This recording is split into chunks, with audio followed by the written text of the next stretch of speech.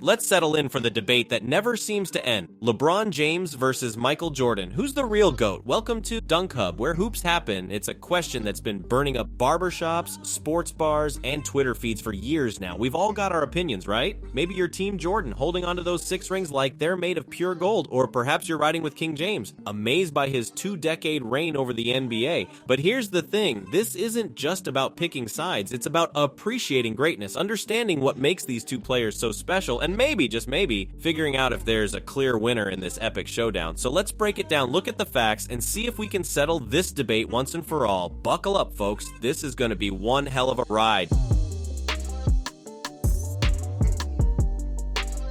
Now, let's talk hardware. Those shiny Larry O'Brien trophies that every player dreams of hoisting. Jordan's got 6 of them, and here's the kicker. He's never lost in the finals. 6 trips, 6 rings. That's a perfect record. That's hard to argue with. On the flip side, we've got LeBron with 4 championships, but he's made it to the finals a staggering 10 times. Now, some folks will say LeBron's 4-6 finals record is a mark against him, but let's be real, making it to the finals 10 times in this era is no joke. It's like being the last man standing in a battle royale year after year. Jordan's perfect finals record is incredible, no doubt, but LeBron's ability to drag teams to the finals, sometimes almost single-handedly, is equally impressive. So, when it comes to championships, are we valuing perfection or persistence? It's not an easy question to answer, but it's one we've got to consider in this GOAT debate. Let's move on to the individual hardware these guys have racked up over the years. We're talking MVPs, All-Star selections, All-NBA teams, the works. Jordan's got 5 regular season MVPs and 6 finals MVPs. That's dominance, plain and simple. LeBron, he's not far behind with 4 regular season MVPs and 4 finals MVPs. Both guys are all-star fixtures. Jordan with 14 selections and LeBron with a whopping 19 and counting. When it comes to All-NBA teams, LeBron's got the edge with 18 selections to Jordan's 11, but remember, Jordan's career was shorter and he never had a decline phase. These accolades aren't just shiny trophies.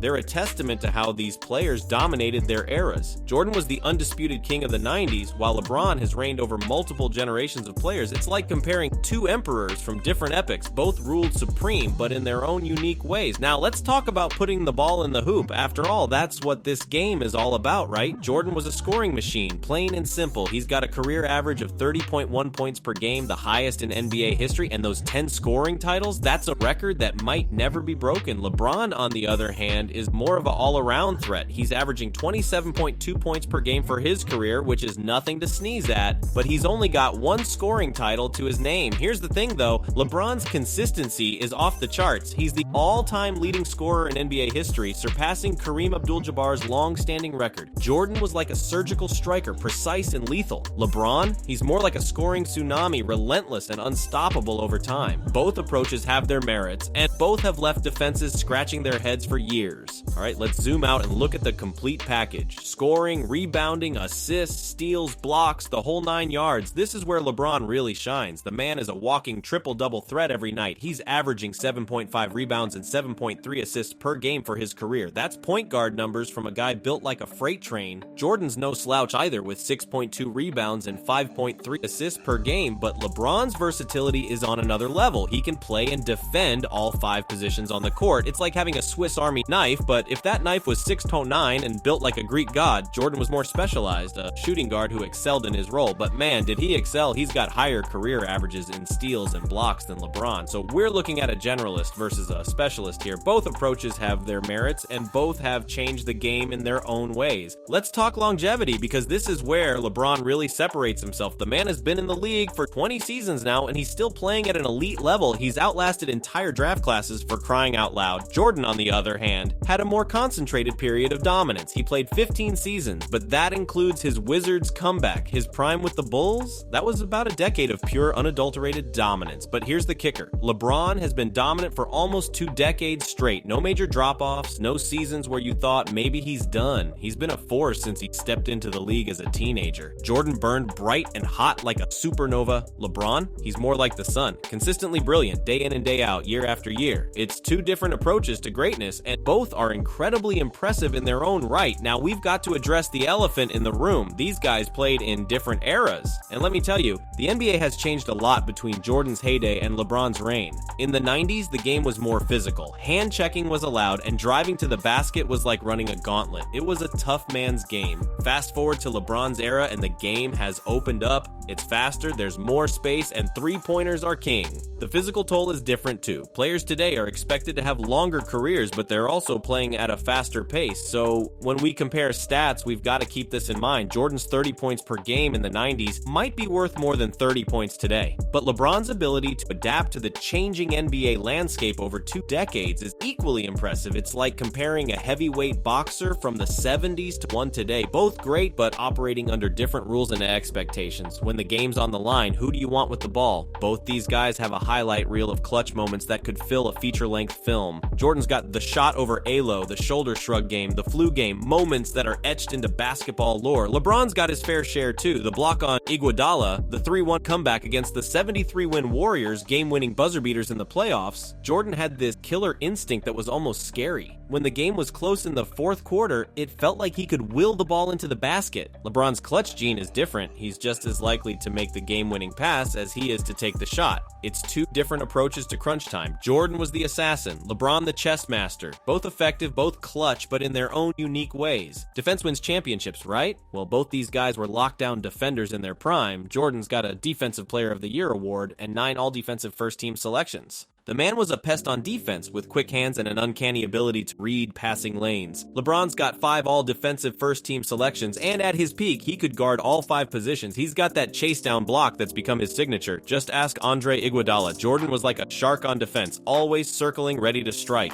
LeBron's more like a free safety in football, able to roam and make plays all over the court. Both were game changers on defense, but in different ways. Jordan brought intensity and pressure. LeBron brings versatility and basketball IQ. Leadership isn't just about what you do on the court. It's about how you elevate your teammates, how you handle pressure, how you deal with adversity. Jordan was known for his fierce competitiveness. He demanded excellence from his teammates, sometimes to the point of being harsh. But man, did it work. He made everyone around him better because they had no choice but to rise to his level. LeBron's leadership style is different. He's more of a floor general, always thinking about how to put his teammates in the best position to succeed. He's like a coach on the floor. Both styles have their merits, and both have led to incredible success. Jordan's Bulls were a dynasty, and LeBron has led 3 different franchises to championships. It's like comparing 2 different types of generals. One leads from the front, always in the thick of battle, while the other orchestrates from a strategic viewpoint. Both effective, both winners, but with very different approaches. Let's step off the court for a minute and talk about the impact these guys have had on culture. Jordan wasn't just a basketball player, he was a global icon. The Jordan brand, the commercial Space Jam,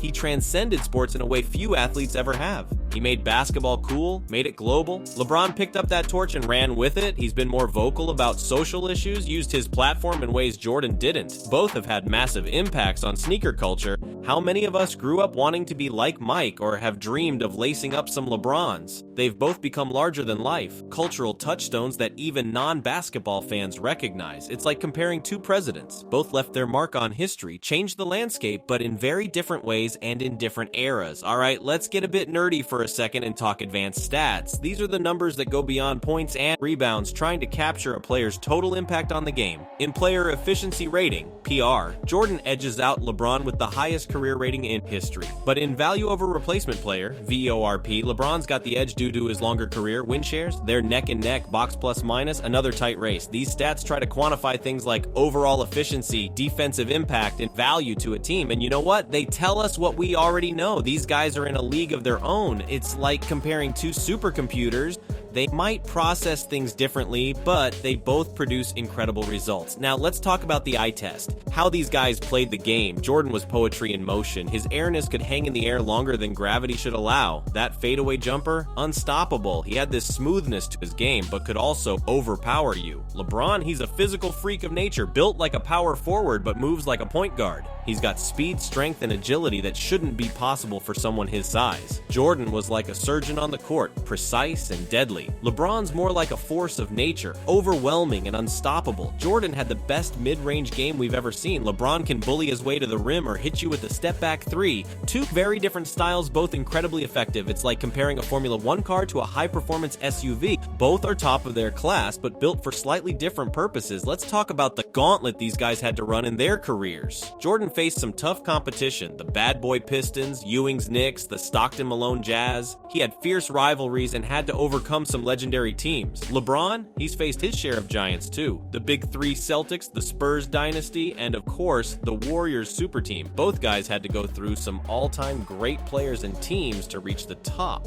Jordan's era was known for its physicality, while LeBron's has been marked by super teams and player movement. Jordan never faced a team like the 73-win Warriors, but LeBron never had to deal with the hand-checking and physical play of the 90s, so here we are at the end of our Jordan vs. LeBron journey. And you know what? I'm not sure we're any closer to a definitive answer. That's the beauty of this debate. It's not just about numbers or rings or MVP awards, it's about how these two transcendent players changed the game, inspired generations, and redefined what we thought was possible on the basketball court. Jordan was perfection incarnate, competitive force that reshaped the NBA in his image. LeBron is the ultimate basketball Swiss Army knife, adapting and dominating across eras. Maybe the question isn't who is the GOAT, but rather how lucky are we to have witnessed both of these incredible players. They've given us countless memories, unbelievable performances, and endless debates. So whether you're Team Jordan or Team LeBron, I think we can all agree on one thing: basketball is better because these two played the game, and who knows, maybe the real GOAT is still out there, inspired by watching these two legends. The game goes on, and so does the debate. Don't forget to share your thoughts in the comments, like the video, and subscribe for more basketball content. And that's a wrap from DunkHub. Catch you in a few days. Stay ballin'!